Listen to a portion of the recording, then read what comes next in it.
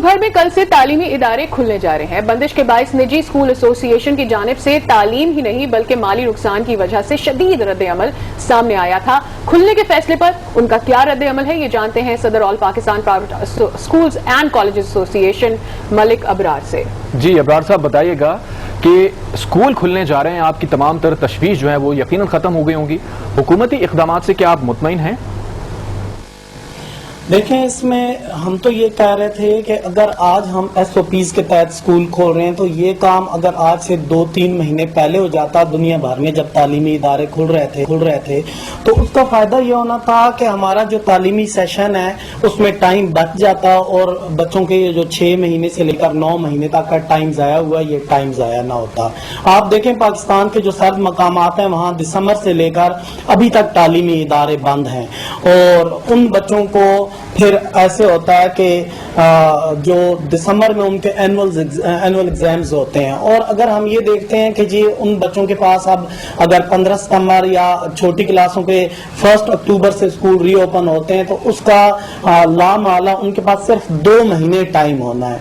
तो 2 महीने में वो बच्चे अपने पूरे साल का कोर्स कवर नहीं कर सकते और 2 महीनों में तो बच्चों का ये जो 9 महीनों का गैप है मुश्किल से उनकी रूटीन बन पाएगी स्कूल जाने के लिए। इसी तरह जो बाकी पाकिस्तान से तालीमी इदारे बंद हैं तो उसको भी एक बड़ा हरज हुआ बच्चों का और पूरा साल ये हरज कवर नहीं हो सकता।